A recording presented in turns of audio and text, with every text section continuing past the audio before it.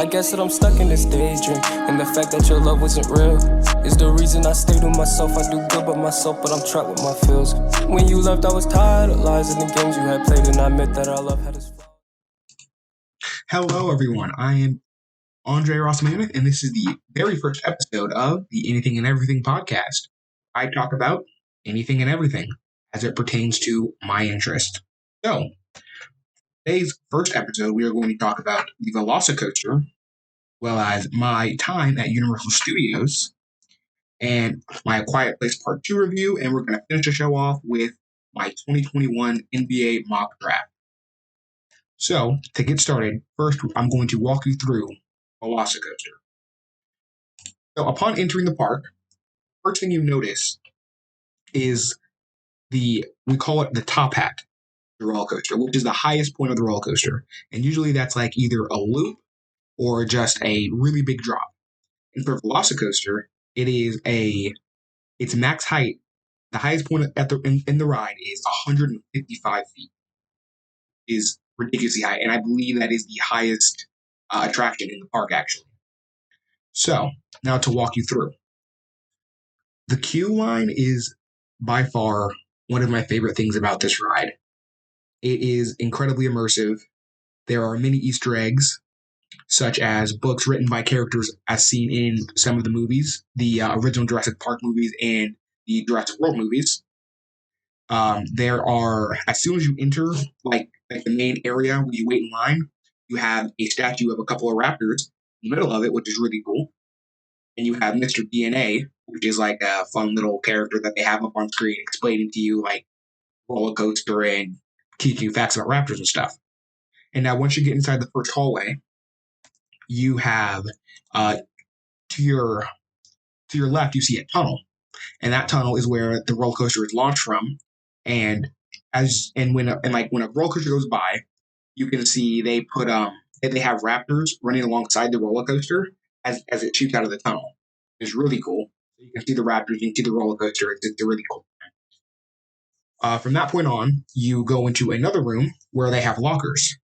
Now these aren't like your theme park lockers just yet. Those are further in. But you have lockers with Easter eggs in them. Like, I know I saw a book with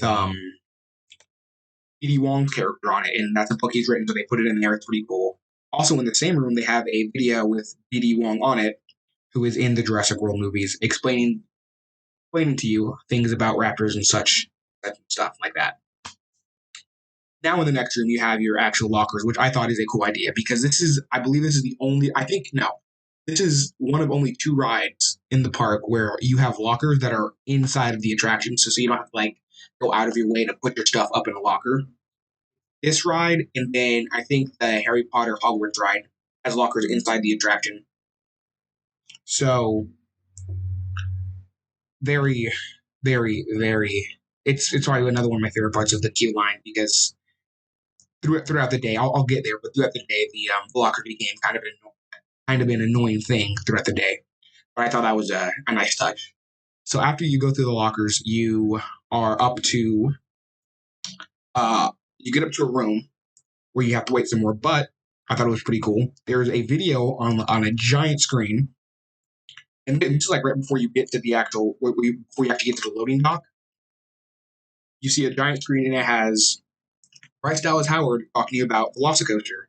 And I think in terms of timeline for when this ride takes place, it takes place before the first Jurassic World movie. So there were hints to the Indominus Rex inside this video. Bryce Dallas Howard is explaining to you about how they built the roller coaster inside of a Velociraptor paddock, like the cage that they're in, which is pretty cool. And so she's explaining that to you, and then all of a sudden she's like, "Hey, let's get this guy up on screen," and boom, you have Chris Pratt, which is very cool. I also don't know these characters' names. I am very behind in my Jurassic World knowledge at the moment, but there's Chris Pratt on screen, and he's basically there talking to you about the Raptors, and he's like, "I don't know who decided to do this, but this seems like a really, really bad idea. I don't know who decided to build a roller coaster through a Velociraptor paddock, but whoever that is an insane person." And Bryce Dallas Howard was all like, "Oh no, it's fine. Don't worry about it. Everything's going to be fine. It'll be great." So now you are officially on the loading dock. You step into your space where you're supposed to be. It is it's 2 by 12. So that means there's 2 seats for every row. We were in rows 3 and 4. There were 4 of us there. We were in rows 3 and 4. Um, and the first thing you notice as you get in, this ride only has a lap bar. So that means there are no shoulder restraints. You don't pull anything over your head, so it locks your shoulders in. You only pull something across your lap, and it only locks your legs in, which is kind of terrifying, if you ask me. But now you are finally locked in. All of the workers give the thumbs up, and you are off. The roller coaster wheels out of the station, and you come to this tunnel. And you wait at that tunnel for a couple of seconds. If you look to either side of you, and if you listen to either side of you, you will be able to hear raptors within this tunnel with you. And then, after a couple of seconds of waiting, the roller coaster shoots out of the tunnel, and it goes up, and it banks left up a slope, and back down under some rocks, and you do a flip. Then it takes your picture, a very early picture, and this is the part of the ride where you are inside of the actual when you're inside of the actual raptor paddock. As you're continuing, you come over a hill and you make another dive, and then you come around another corner, and then you see there are some raptor statues hanging out on either side of you. And so, like, you're in the face of these raptors, you go right by them. High speeds of up to 70 miles per hour. And at this point on the ride, I thought, holy cow, this is insane. There is no way it could be any faster than this. This is truly insane. You're still going throughout the raptor paddock. You're still seeing stuff. There's another raptor as you go by. You go through one more tunnel. You make around the corner, and then you reach another tunnel. And at this point, you think, at least I thought, this is already an amazing ride. How could they possibly top this anymore? Well, as you enter that second tunnel, you go even faster.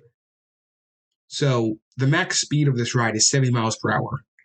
So I'm pretty sure during that first segment, we were only getting reaching speeds of up to 40 or 50 miles per hour. But this tunnel makes you go even faster than that. So as you go even faster out of this tunnel, you shoot up. This is a one launch coaster, by the way. So that means there's only one launch, and that one launch carries you out through the entire ride. So as you shoot out of the second tunnel, you reach the max height of this ride, which is the top hat I talked about earlier, and you go up this giant steep hill.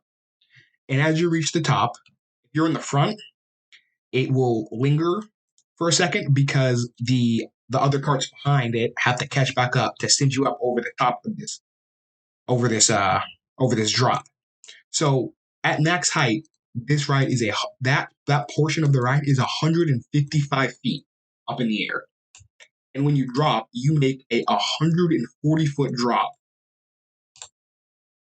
So you reach the top of the hill, you wait a couple of seconds, you drop, you go right past people waiting in line, you do a flip, and now you're upside down for a little bit, and now you're over the pond or the lake or whatever it is that I have at Universal Studios. You can see Harry Potter as you're going by. You come back, and now you're still over the water. And you go past the outside portion of the line, waving at people. That's what I did. I was waving at people, and then you do a corkscrew right about here as you're over the water. You do a corkscrew going by the people. You do a corkscrew at this part right here. My glasses almost fell off my head, and I almost lost them into the water forever. And that would have been disappointing because I cannot see without my glasses. So as you do the corkscrew, you come back up. You bank left, and you bank right, and now you're back inside of another tunnel. The brakes ignite, and you are back, and you have just finished riding Velocicoaster for your very first time, and you cannot help but think, oh my gosh, this is the greatest ride I've ever been on. The greatest roller coaster in the entire known world. And I don't know if anything's going to top it. That was my reaction to Velocicoaster pretty much. Legitimately, one of the most fun roller coasters I've ever been on. No exaggeration. I had an absolute blast on this thing. It was truly incredible. I loved it. Uh, with that note, we are going to go ahead and I'm going to talk about the rest of my day at Universal Studios. So, like I said, me and my friends got there around 8:30 ish. So that was about 30 minutes after the park initially opened. Started our day at the Universal Studios park because there's there's Universal Studios Park and then there's the Islands of Adventure, which are two separate things. But the entire thing is called Universal Studios Orlando. It's kind of confusing actually when I think about it because I just sometimes I don't know what to call the actual the place with all the mostly like the show ride. There's like one roller coaster, which is the Rip Ride Rocket. But anyway, here we are. We get there 8:30. We are at Universal Studios portion of the park, and we walk up. The first ride we try to get on is the Hollywood Rip Ride Rocket because it is about the first ride that is not the Shrek thing and the Despicable Me thing. So we get up, try to ride. They say, "Sorry, the roller coaster is not working right now. Come back later." And I'm like, "Okay, that's fine. Let's do the Mummy first." And keep in mind that there are two people in my group that have never been to this park before. One of them has only been to the Island Adventures portion of the park, and then the other one has never been to Universal Studios ever. And the other person that was with me was there with me last year when we went to both. Anyway, the first ride we tried to go on is the Mummy. The Mummy is legitimately another one of those rides that is just so good you can't even explain. You just have to get on and ride it for yourself. It's really good, and it was a good way to start off the day. The wait wasn't that long. We got on. I think it was like a 35-minute wait, so we weren't waiting all that long. And plus, I honestly don't mind waiting in lines because I kind of like to explore uh, the queue lines. So good ride, amazing. Oh, and coming soon, I will be giving you my top 10 rides inside of Universal Studios Florida. I'm going to rank them and give that list out to you guys. So stay tuned for that. So after we went on the Mummy, great ride, everybody loved it. We decided to go on by far, no joke, the worst ride I think that ever exists. Like there might be something else out there that I don't know about, but in terms of me personally, this is and a lot of other people personally, this is legitimately one of the worst rides ever. It is Fast and Furious Supercharged. Um, there's just so many things wrong with this ride. First of all, it's a Fast and Furious ride, and the ride vehicle is literally a party bus, which is just why. Especially, okay, no joke. This ride has one of the best queue lines I've ever seen. You have cars inspired by the movie. The pre-show is kind of cringe, and it in like the actual cast members that are there acting within the pre-show will make or break your experience during that. Um, the music in the queue line is pretty good. I can't lie. I was kind of rocking with it, but the queue line is awesome. It's really good. There are all these cars and stuff around. There are there are little hints and Easter eggs to like the rides that existed there before there because I believe it replaced the Beetlejuice show and then I can't remember what else it replaced, but it replaced something else there, and there were some Easter eggs around that you can see like um that you can find that pays homage to those rides that were there before it. So moving on, you eventually get on your party bus, and from there it's just so bad. What they did is it's like it's like one of those 3D rides, except they don't give you 3D glasses, and it's supposed to be super immersive. And it's just so bad. Basically, there's somebody on this party bus with you that's like a high value target that the bad guy's trying to get. I've also never seen a Fast and Furious movie, by the way, so I'm just kind of like. But there's some high value witness target on the party bus that you're on, and someone's coming after them to take them out and stuff. The Rock is there. The acting is horrible throughout the scenes. There's an FBI agent who he deserves an Oscar for his role in this very cool ride. But Vin Diesel, at a portion of the ride, Vin Diesel jumps out of his car, grabs a helicopter, and he looks bigger than the helicopter. There's stuff exploding all around you during this ride, and for some reason, it splashes water on you when things are exploding. It is very odd. There's a lot of smoke.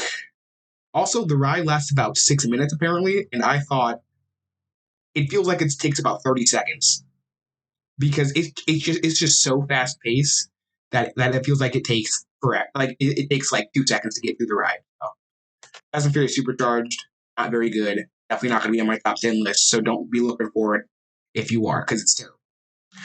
After we went on Fast and Furious Supercharged, we decided to go over to Harry Potter Escape from Gringotts, but when we got there, this ride was also closed. I do not know why the reason these rides were closed early in the day. Found it very strange, but I was okay with it. After we tried to get on that, we moved on to Men in Black Alien Attack. And this is probably an unpopular opinion, or at least I thought it was, but I really do not enjoy this ride that much. Like, it's okay, but I'm not a fan of it. I mean, like, the shooting thing is cool, the way it spins, it's great, but I like to be immersed in my rides, and I was not very on that one. I've been on it before, not a fan, just not a fan at all, to be honest. But that's just me. Others may think differently, but I don't like it. So, after we did Men in Black Alien Attack, which I lost once again because I am terrible, we got on the Hogwarts Express and we rode it over to Islands of Adventure. And initially, after stepping off Islands of Adventure, the first thing we did was go over to Velocicoaster and ride that. And I've already said everything that I needed to say about Velocicoaster, except that if you are in Universal Studios, or if you're in Orlando or you haven't, book a ticket, go ride Velocicoaster. It is 100% worth the wait. No matter the wait, just go wait in line for it because the ride is truly incredible. We only waited about 75 minutes, which actually only felt like 30 minutes. Also, I need to mention that Universal Studios app has wait times on it, and some of those wait times felt a little bit off. Like even the wait times they had outside of the ride felt off. Like when we got to the Hulk, we waited in line. It said like a 30-minute wait. We waited more like at least 60 minutes to get on that ride. It just didn't feel right.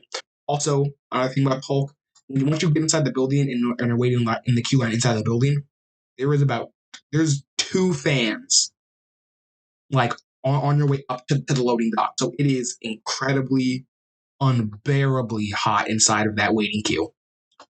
That is all for my gripes at this point. Pretty hot in there. So just so you know. Where was I? Oh, Express. So after we got off the Velocicoaster, we decided to go on Jurassic Park River Adventure, which is a classic ride. Always have a plus in Jurassic River Adventure. It's good.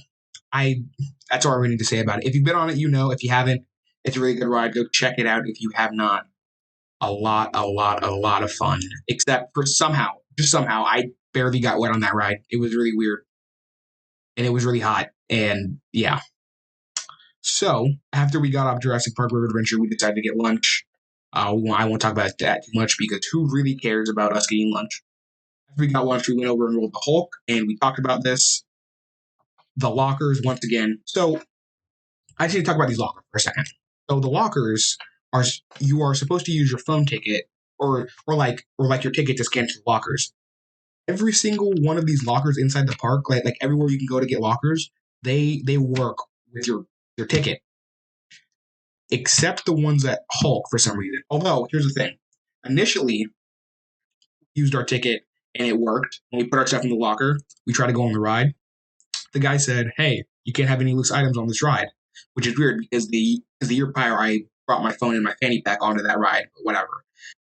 And everything was fine, but whatever. So we were like, okay, cool. Well, we'll go throw everything else into our locker, but our ticket did not work to reopen our locker. And so we had to get one of the workers to come open it for us. And he said that you have to use one of these special cards for the get into the lockers, which was, I mean, like every other locker has to use you don't have to, but like it uses your actual ticket, which we thought was weird, which is whatever. And then we threw all our stuff in the locker, and then we went to go wait in line for the Hulk, which they said would be out at 35 minutes, which actually turned out to be 60 minutes of unbearable sweat and grossness. but the Hulk is still great, so worth it, 100%. Also, that the soundtrack for that Hulk ride is absolutely incredible. If you don't know what I'm talking about, um, it's just good. If you're online, look up Incredible Hulk the ride or Incredible Hulk coaster, and look up the soundtrack for that because it's good stuff. I like it. All right, moving on. After we got off the Hulk, we decided to head on over to Reign of Kong or something. I forget what it's called, but it's the King Kong ride. Which, fun fact, that is not the original. It was actually an original King Kong attraction known as Confrontation that was in the park, but it was replacing the Mummy in 2004, which is like a fun fact I like to say about the ride because King Kong ride is pretty good. I think it opened in 2015 or 2016. Pretty good ride, and it pays homage to that original Confrontation ride with a giant King Kong animatronic at the end of the ride, which is super cool every single time. So if you have yet to experience that ever, go do it. Really good ride. And this is another one of those 3D things, and they actually give you 3D glasses, and it actually makes sense that you're in like a bus type thing in terms of the ride, unlike another ride that uses the exact same features as this ride that uses the same ride vehicle for some reason, even though that other ride is about driving fast cars, but whatever. Anyway, ride is really good. Ride it if you haven't. This is pretty much just me saying, hey, go ride these rides, they're great. But anyway, after we got off that ride, we this is where it gets good. So earlier today, so I planned for this trip so heavily. I've been planning this trip to Universal Studios for about a year, and I planned everything down to a T. I brought ponchos just in case if it rained, and when we got out of the King Kong ride, it was pouring down rain. But here's the funny part. Well, at least I thought it was funny. I don't think the other people in my group thought it was funny, but I may or may not have allegedly accidentally forgot the ponchos in the car when we were getting out into the park. So I then decided to, hey guys, let's just run through the rain to the next indoor ride, which was Harry Potter. So I'm not exactly sure how far we ran through the rain, but we ran through the rain, the pouring rain in Jacksonville, Florida. Got drenched. Actually, I got more soaked on that than I did on Jurassic Park River Adventure, but it's fine. It's all fine. So we sprinted across to Harry Potter. On the way, though, there are some spots like on the walkway that are like just rain collects. So no joke, as we were running through, there was a part that was like so like just deep with water that it was up to our ankles. I was wearing ankle socks, so my entire just everything was wet from the ankle down, and I still think my shoes aren't dry yet. But yeah, it was actually a lot of fun. So no complaints there. Now moving on to this Harry Potter ride. It's one of the better indoor rides. I'm a huge Harry Potter fan, so of course I'm going to say that. I'm kind of biased, but it's a good ride. I like it a lot. After we got done with that, we kind of just decided to walk back over to the other park because by this point the rain had stopped already. But none of the roller coasters were open because I know we planned on going on Velocicoaster a second time. We were going to do Hagrid's Magical Creatures ride, the roller coaster, which is awesome, by the way.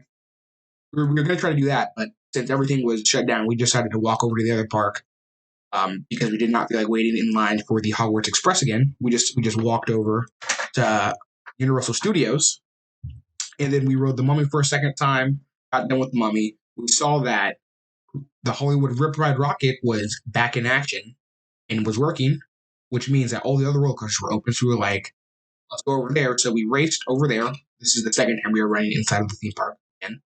We raced over to the Rip Ride Rocket, waited in line for an hour, finally got up to the top. And then all of a sudden you hear over the loudspeaker, due to inclement weather, this ride is closed. Please have a good day at Universal Orlando Resort.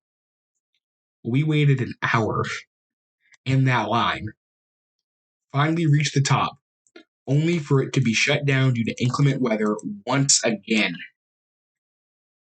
Honestly, you can't make it up. So with that on the table, we decided to go back, Fast and Furious Supercharge a second time because the ride is hilariously bad. I'm like, the ride is so hilariously bad, you can't not have a good time on it because it's just so funny about how off the wall insane it is. So we did that again, and then we went to one of the more underrated rides in the park. In fact, so underrated that I literally did not know this ride still existed when I was there a year ago, and that is E.T. Adventure. This is the oldest ride in the park. It is 31 years of age, and it is the oldest ride in the park. Usually, most rides inside the park have a lifespan of about 20 years, and then Universal gets rid of it and puts in a new one because they don't have the land capacity that Disneyland has to just keep adding rides. So they just like replace they replace the older rides. So on that note, ET is 31 years old. That is because Steven Spielberg liked the ride so much that he threatened Universal if they ever got rid of the ride, he would pull all his properties out and they wouldn't be able to use his properties anymore. So, as long as Steven Spielberg is alive, ET Adventure isn't going anywhere. And I rode that ride, and I'm not gonna lie, I absolutely see Steven Spielberg's point. That ride is really, really good. You are on one of those bikes, from, like in the movie, and it's kind of like think like the Peter Pan ride at Disney World. It's really, really cool, actually. Like the animatronics look really good for being 31 years old. I mean, of course, they've been refurbished and stuff like that, but I assume that the ride is unchanged, has been unchanged for 31 years, and it's just really, really impressive. So, yes, I do. I did enjoy that ride a lot, and it might find its way into my top 10, but we'll see. After we rode ET once again, we decided to go and end our day off with one more ride of Fast and Furious Supercharged to just have a good time and laugh once again. And that pretty much concluded our day at Universal Studios. I had a blast. Everyone had a blast. It was a really good time.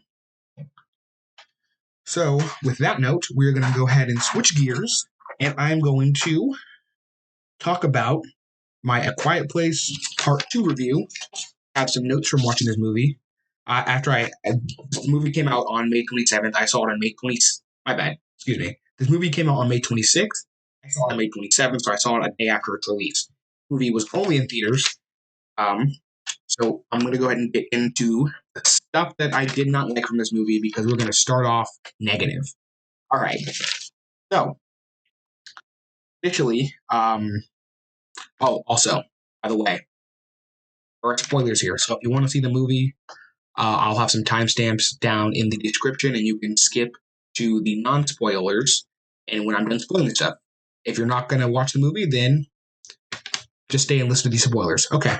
Anyway, that was your warning. I'll give you a couple seconds to get out of here, though. And spoiler time. Okay. Anyway, have your chance. Let's go ahead and get this started. So, the stuff I did not like, I still don't even know the characters' names, actually. I should probably have prepared better for this. Okay, so the girl that is deaf, the girl that is deaf, excuse me, the girl that is deaf, her name is Reagan Abbott, and in the movie, she decided to go off on her own because, honestly, one of my favorite plot points of the movie is the Beyond the Sea. They hear the song Beyond the Sea over the radio frequency, and Reagan puts together that means if they take a boat, go out under the water, and they go off. They find an island, and the island has people on it living in like a utopia where they can be as noisy as they want to because the monsters cannot swim. So she decides to go off on her own and get a boat and go find this island. And now there is a scene where she's in a train by herself. She can't hear anything, right? There is an alien right behind her, ready to kill her, right? Out of the blue, Emmett, Cillian Murphy's character, finds her and saves her life. It just felt like plot armor to me. But I get it. She's the main character. You can't have her die. I get it. I get it. It's okay though. It doesn't bother me too much. But whatever. Okay. Now going back to the beginning of the movie, where the Abbotts are trying to or have left their home and they're trying to find a place to stay, and they are walking through a field, and they have to start running because they go through like a chain link fence, and like some cans come down and they start clattering, making noise. So that means the monsters are coming. And as they're running, the son, Marcus Abbott, steps in a bear trap that closes around his ankle, and he yells so loudly, like really loud, like insanely loud. Um, like he yells so loudly, in fact, that it makes me. He yells for like a good 20 seconds, 25 seconds. Like he's just screaming, and like it kind of frustrates me because like not even 30 seconds ago, you had the all the cans come down and start making noise. They had to start running, which meant monsters are coming. So every other encounter we've seen, the monsters get there almost instantaneously.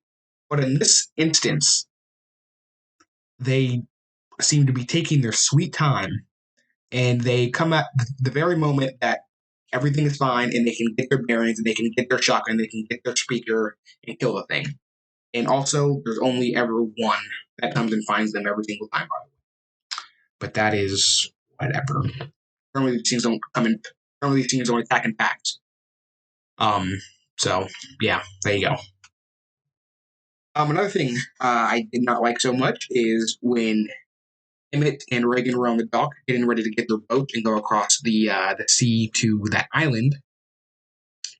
The radio frequency is coming from. They run into those zombie people, and they escape. And as they leave the dock, you see one of the monsters like on top of a boat, and they held the shot long enough to be like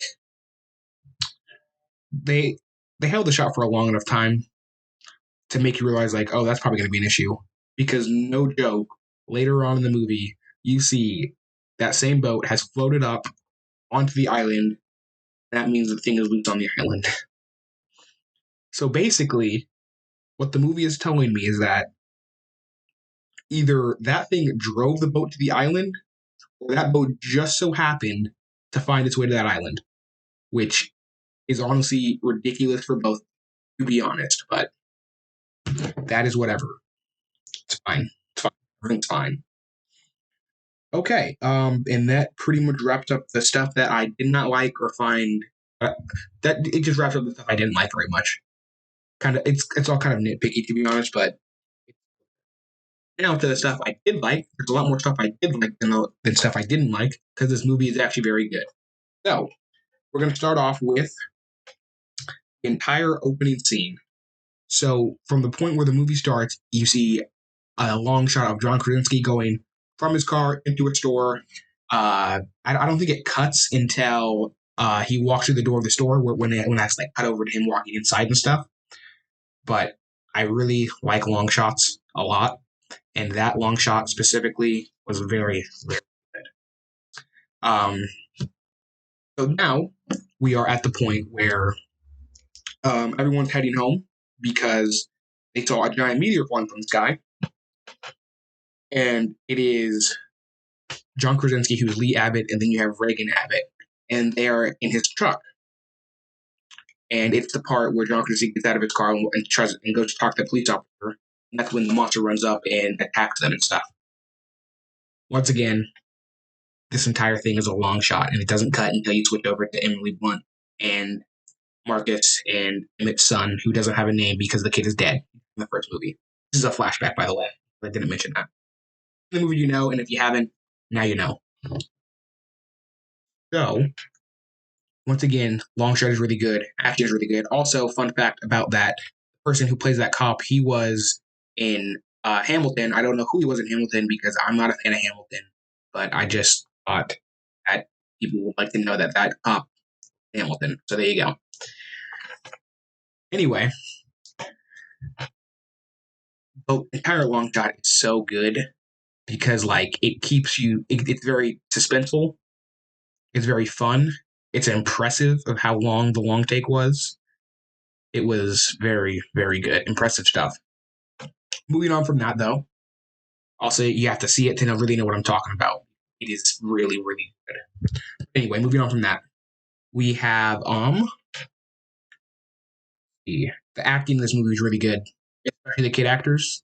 It is Millicent Simmons who plays Reagan Abbott, and she's actually deaf in real life, and she taught the cast how to use sign language for the movies. That is very cool, and she is pretty much the main character of this movie, and she is very good, especially for the fact that she really can't talk in this movie, and she's very, very good at that, talented.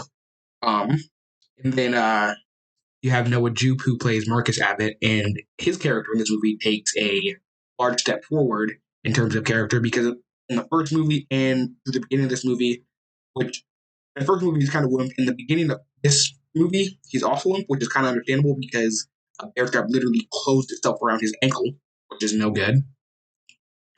And so they're really good in this movie, especially once they get to the end of the movie. It's like the culmination of all the events in the movie that have happened, and then you see Reagan taking down one of those creatures by herself, and then you see Marcus with the gun taking out another creature as he's trying to protect his mom and their new baby child that was born in the last movie, and it's very good stuff.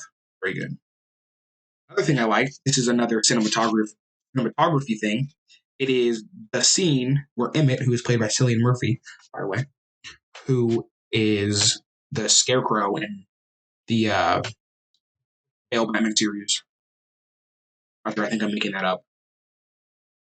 I'll check that later. Doesn't matter. Anyway, this scene, right? It's where he saw the boat and he's like, "Oh crap, this thing is here. I should go tell everybody." He runs up over the hill. He starts yelling at everybody. He's like, "Everybody get inside. This thing is coming." And as he's running along, the monster makes its way up and starts attacking people. And he's just running through the chaos. And the shot is focused on him, and it looks so good. And it reminds me of another shot from one of my favorite movies ever, called 1917, where the main character has come up from the trench and is running through the battlefield as the two sides are attacking each other. And the shot is just focused on him, and it's just so I just like stuff like that. It looks so good. I'm a huge fan of it. Huge fan. But that's just another thing that I liked in this movie. Another thing that I liked is the kind of like the zombie looking people. I called them zombie looking people in my notes actually, which but yeah, the zombie looking people. I thought it was interesting that they explored like because like in the first movie, the movie really focused on like a family all being together and how they lived and stuff like that. This movie really expands its world building, which is cool. Shout out John Krasinski for writing this movie again because he wrote the first one. I wrote this one and directed it also. But I like that they explored the fact that not everyone is just surviving this as regular people. There are some people that have went crazy and have started eating people, capturing people, and stuff like that, which is what these zombie people were. And they attacked Emmett and Reagan, and I thought it was pretty cool. Also, another thing I really liked is the callback in the scene as so Emmett has been captured by like there was like a zombie girl that was crying on the dock when they got there, and he tried to go help her, and she sprang up and like put like something around his neck that like makes noise, so he had to be completely still. And then all the other zombie people came out, and basically Emmett came up with a plan in his head, and to communicate it with Reagan, he used the sign language, the sign for dive in sign language, which is put your hands together and you do like a I'm not sure what this motion is, but like I'm doing it right now, but you can't see it. But it's like a dive motion, like if you're gonna dive in the water, which is a callback to the opening scene where he asked her what dive in sign language was. Oh, also this character knows no sign language. That's why I thought it was a cool callback. He's like, dive to escape because he's about to make noise and the monster's trying to come. But dive in the water to avoid all that. I thought was cool. Very fun stuff. But yes, the zombies, really cool. I thought it was awesome. Huge fan of that. Moving on. some more stuff that I like. Character development in this movie, very good. Most of the character development is again with Reagan and Marcus. Both of their characters have a lot of character development. I think the like like the but yeah, character development is really good in this movie. So another thing that I like, I just have so many things that I like in this movie. Sound design, also really liked. Per usual, the sound design was the same as it was in the first movie, where they showed how everything was heard from Reagan's point of view, which is very cool. And the ending of this movie is very good. So I am now going to score this movie on a scale of 1 to 10. Now, some rules. I do not like giving movies sevens because 7 is kind of a safe number. So I do not give movies 7. Oh, I'm going to go ahead and give this movie an 8 out of 10 because 6 feels too low. And I don't do 7. So 8 out of 10 for this movie. I absolutely thought it was better than the first movie, and I'm pretty sure I gave the first movie a 6 out of 10. So there it is. That is my review for A Quiet Place Part 2. 8 out of 10. You heard it here first. And now we're going to go ahead and switch gears for the final time and head into the final segment of the episode. So for the final segment of this episode today, I'm going to do my 2021 NBA mock draft. So this is going to be without the lottery because I'm recording this a week before the lottery, and this comes out on the Wednesday after the lottery, so that's just lucky me, I guess. So this is going to be outdated pretty much as it comes out. But I will be doing another mock draft after the lottery actually initially comes out in the next episode. So stay tuned for that when you can actually get the accuracy of the mock draft. But this is my mock draft for the 2021 NBA offseason. And this is in the order of records and seeding, which has already been played out as it is now playoffs and all the teams are fighting for the championship and stuff like that. So I'm going to go 1 through 14 through the entire lottery, and we're going to start off with number 14. And I have the Golden State Warriors. The Golden State Warriors because they were knocked out of the play-in game in the first round. But they are going to take shooting guard from UConn, named Hoop Knight. Also, a little note, I'm not going to go too deeply in these picks. I'm just going to go one after another. This is running a little long at this point, but that's besides the point. Anyway, at number 13, the Indiana Pacers hold this pick, and I have them taking Josh Giddey, point guard from Australia. I feel like they kind of need a lead guard. So a lead guard with playmaking abilities. I'm not gonna get too deeply in this. I can talk with the Pacers all day, but I'm not gonna do it here. This is not the podcast for it. With the 12th pick of the San Antonio Spurs, I have them taking Moses Moody, shooting guard from Arkansas. The number 11th pick, I have the Charlotte Hornets taking Isaiah Jackson, the power forward / center from Kentucky. At number 10, the New Orleans Pelicans are taking Franz Wagner, small forward of Michigan. At number 9, I have the Sacramento Kings taking Corey Kispert, small forward Gonzaga. I think those two players are pretty interchangeable and could go anywhere after 9 in this draft. So the number 8th pick, I have the Orlando Magic. This is the Orlando Magic 6. It used to belong to the Bulls. They traded it when they acquired Nikola Vucevic. So they kept the pick, or they traded away the pick to the Magic. They did not make the playoffs, which is unfortunate. So this number 8 pick now goes to the Bulls. I have the Bulls, or my bad, it goes to the Magic. And I have the Magic taking Scotty Barnes, power forward from FSU, nice point forward player. He's actually one of my favorite players in the draft, fun fact. At number 7, I have the Toronto Raptors taking Jalen Johnson, small forward from Duke.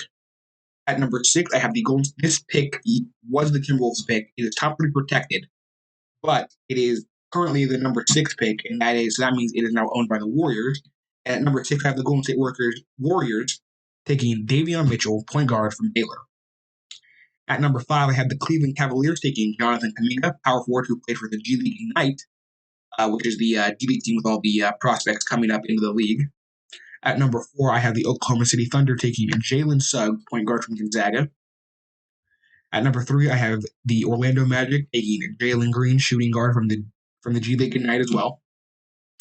And then at number 2, I have the Detroit Pistons taking Evan Mobley, center, USC, so they get their franchise big man down there. And then at number 1, I have the Houston Rockets. This pretty much is a consensus at this point, but I have Cade Cunningham going number 1 to the Houston Rockets, which I think would be a miraculous hit. One thing to note, though, is if this pick falls out of the top 5, the Houston Rockets would have to give this pick over to the Oklahoma City Thunder. So you could potentially see the Oklahoma City Thunder having 2 top 5 picks if their picks, if everything plays out right for them. My bad. 2 lottery picks at least if everything plays out right for them. So that is my 2021 NBA mock draft, and that is where I'm going to go and end the episode off. Thank you so much for joining me. You can go ahead and follow me down below. There will be some links to my Instagram, my Twitter, and as well, you can go ahead and follow me on Patreon. It is only $5 a month. It would help me out a bunch. If you could support the show on Patreon, that'd be really cool. For the meantime, though, I'm going to go ahead and sign off. Tune in next week where I will be talking about some more theme park stuff. I will also be giving my reviews for that Zack Snyder movie on Netflix that I can't remember the name of, Army of the Dead. There it is, Army of the Dead. I will also be giving my review for The Conjuring, The Devil Made Me Do It. So that is a double feature when it comes to me reviewing movies and getting my movie reviews and giving it my ratings. And I will also be doing my official, even more official than this one, my official mock draft, because the lottery would have been done by that point, and I will no longer be behind. So thank you all for joining me, and tune in next week. Have a good one. I guess that I'm stuck in this daydream, and the fact that your love wasn't real is the reason I stay to myself. I do good by myself, but I'm trapped with my feels. When you left, I was tired of lies and the games you had played, and I admit that our love had us